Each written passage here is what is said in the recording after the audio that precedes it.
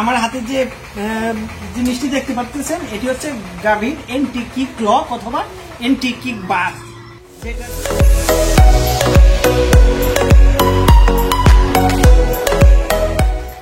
আসসালামু আলাইকুম ভিউয়ার্স, আশা করি আপনারা সবাই ভালো আছেন। আমি আলহামদুলিল্লাহ ভালো আছি।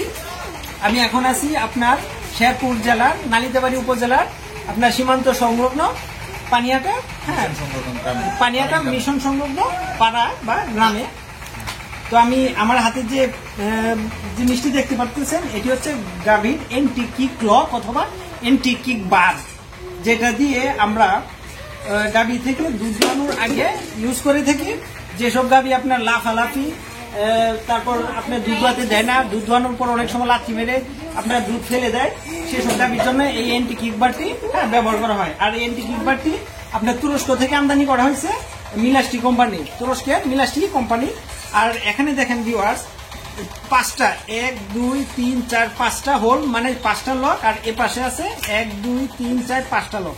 আমাদের গাভীর সাইজ অনুযায়ী ছোট বড় করতে পারি। এই যে এখানে চাপ দিয়ে আমরা, এই যে আমার লাস্ট এটা এই হোলটার মধ্যে আমার লাস্ট, আর এখানে আমরা আবার চাপ দিয়ে লাস্ট একদম ছোট করে ফেলছি। আগে আসছিল বড়, এখন হয়ে গেছে ছোট। এটা হচ্ছে গরু, ছোট গরুর জন্য। আর যখন আমাদের গাভীটা বড় থাকবে তখন আমার লাস্ট আমি যে কোনো আমার যে একটা হোলের মধ্যে যে লকের মধ্যে প্রয়োজন সেখানে রেখে আমি গাভীতে লাগাবো। তো ভিউয়ার্স, এখন আমার সাথে থাকুন, দেখুন আমি কিভাবে গাভীতে এটা ইউজ করি। অনেক ভাই আমাকে বলছেন যে এন্টি কিক বার ভাই কিভাবে ব্যবহার করতে, সেটা আমাদেরকে দেখানোর জন্য। তো এখন দেখবো আমরা কিভাবে সেটা ব্যবহার করা হয়। এই যে ভিউয়ার্স, প্রথমে আমরা এখানে এই যে গাভীটি এই জায়গায় আমরা লাগাবো।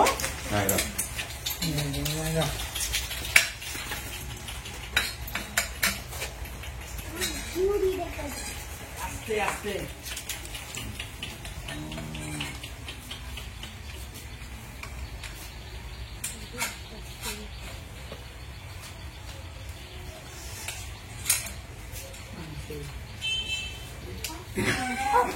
এটা একটু ছোট করে মনে না। আমরা এই যে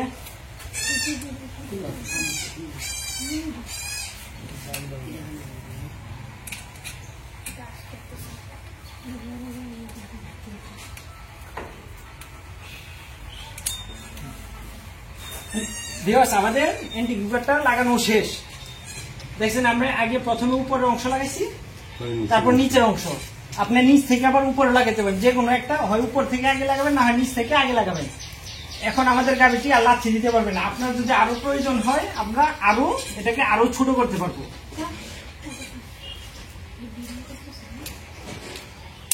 আর ছোট করে লাগবে না, এই গাভী বড় আমাদের, তাহলে আমার এই সাইজে লাগবে। এখন আমরা এন্টি কিক বার লাগানোর পরে এখন মেশিন দিয়ে আমরা দুধ দুহাবো।